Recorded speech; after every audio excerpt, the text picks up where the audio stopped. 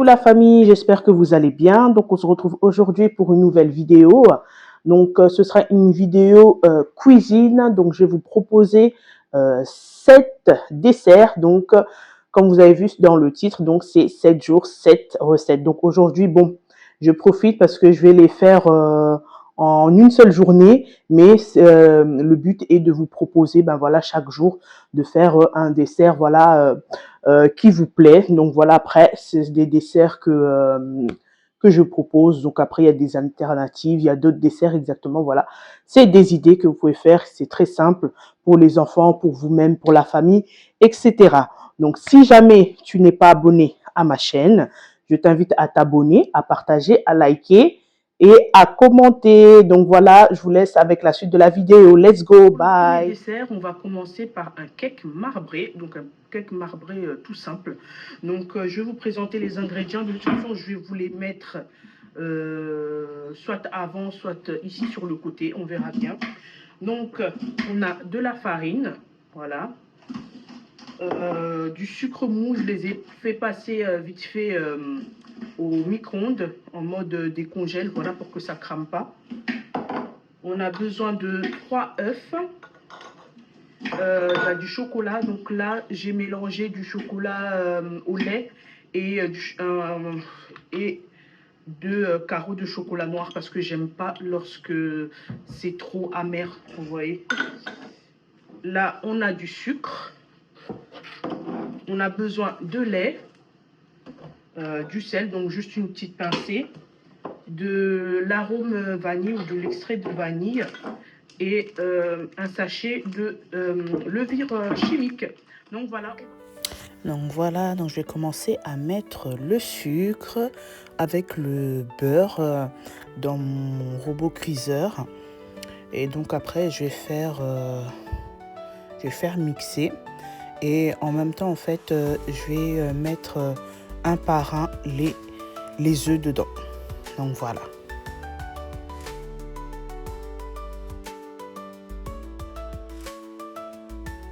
Donc après ça, je vais commencer à racler les bords du robot, en fait.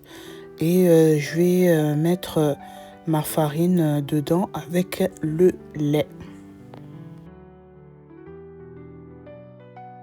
Donc, comme vous voyez, je rajoute également la levure chimique, pardon. Et puis, je continue à faire mixer. Voilà. Donc, voilà. Donc là, je suis en train de vous montrer les résultats de la pâte. Et bien entendu, tout ce que je montre, vous pouvez le faire manuellement, hein. Donc, s'il n'y a pas de robot... voilà, vous faites sans robot. Donc là, j'ai pris 2 bols et donc j'ai séparé la pâte en 2. Donc là où vous voyez où j'ai mis l'arôme vanille, le côté sera nature. Et donc j'avais fait déjà fondre donc le chocolat. Et donc je mets dans l'autre partie, donc je fais bien mélanger et je prends mon moule. Donc voilà, je beurre pas vu que c'est mon moule en inox, donc du coup ça colle pas. Voilà, donc je mets d'abord toute la première partie donc de la préparation de l'appareil nature, et ensuite donc je vais mettre le côté où j'ai mis le chocolat. Et donc ensuite, je vais prendre un couteau et je vais commencer donc à mélanger tout ça, donc pour que ça puisse faire le côté marbré. Et donc voilà le résultat du gâteau. Donc vous allez voir qu'il est vraiment vraiment très beau, bien moelleux. Et donc voilà pour la recette. N'hésitez surtout pas à refaire.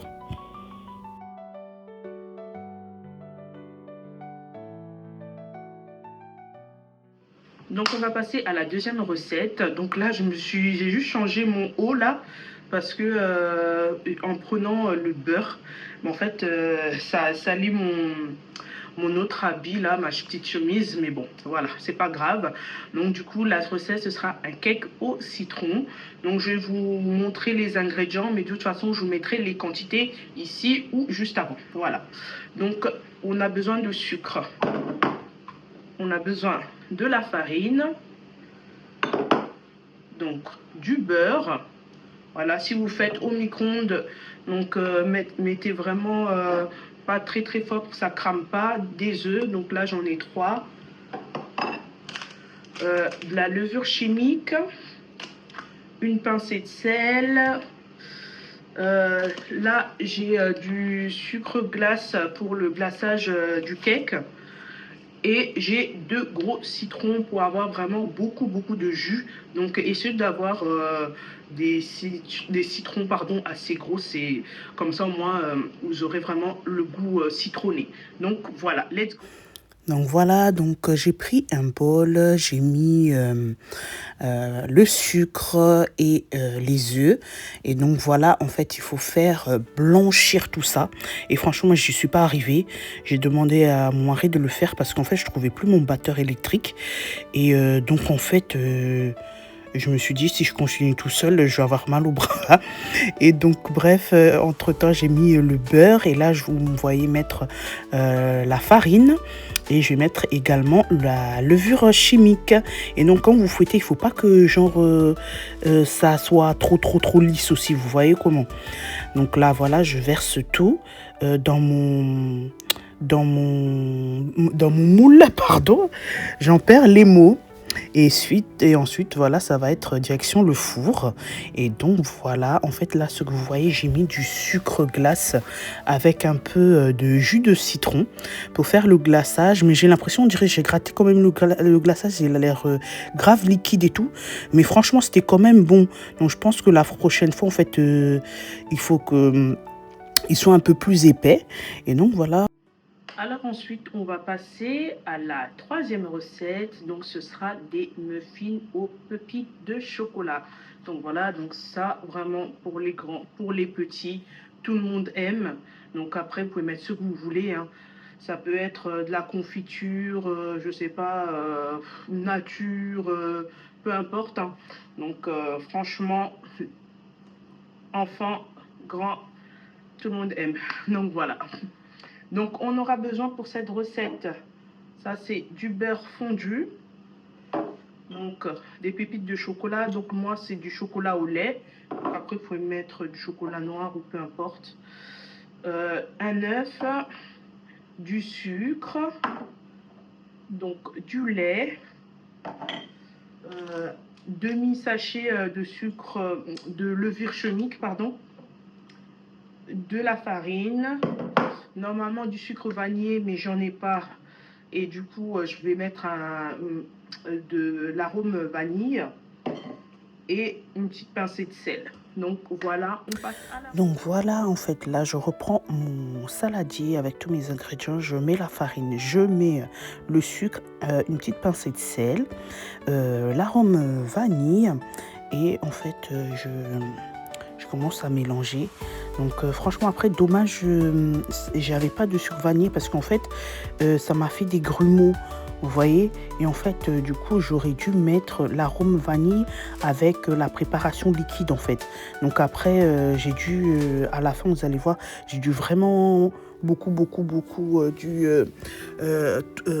mélanger parce que ça avait fait un peu de grumeaux à cause de la farine. Donc en vrai, si vous êtes dans la même situation que moi, mettez l'arôme vanille avec la préparation liquide. Donc voilà, la préparation liquide, je la mélange avec avec la préparation de la farine. Et donc là, en fait, j'ai mis les pépites de chocolat dans la farine pour que, en fait, quand ça va cuire, le chocolat ne puisse pas descendre en bas, vous voyez ou pas, ça soit bien réparti et tout. Parce qu'en fait, souvent, lorsqu'on met directement comme ça, en fait, les pépites de chocolat descendent en bas. Et donc, voilà les résultats. Ça me fait des petits muffins parfaits vraiment pour mes petits, pour le goûter. Donc, voilà. On arrive à la 4e recette déjà. Donc, c'est la recette des cookies aux 3 pépites de chocolat. Miam, miam, miam. Donc voilà, là je vais vous montrer les ingrédients qu'on a besoin. Sur ma chaîne, il y a déjà une recette de cookies pépites de chocolat classique. Mais là, donc je voulais changer. C'est la première fois que je fais, mais bon, ça change rien à la recette, hein. C'est juste que vous allez mettre des pépites, trois chocolats différents, mais sinon la recette reste la même. Mais je voulais quand même vous la proposer. Donc du coup, on aura besoin de farine, on aura besoin du beurre, de la cassonade, de l'arôme vanille, un œuf, pépites de chocolat au lait, pépites de chocolat, chocolat blanc et chocolat noir. Donc c'était les tablettes, hein, c'est juste moi-même, j'ai coupé en petits morceaux. Et de la levure chimique, pardon, et ce sera un demi-sachet.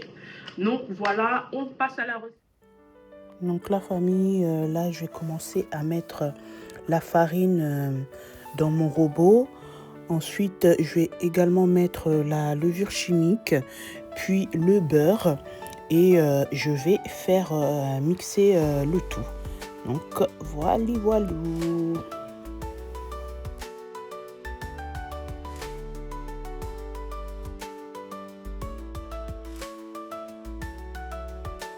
Ensuite, là, je vais mettre la cassonade à l'intérieur de mon robot et je vais également mettre l'arôme vanille. Donc bien entendu, vous pouvez mettre du sucre vanille à la place et donc j'ai fait mixer.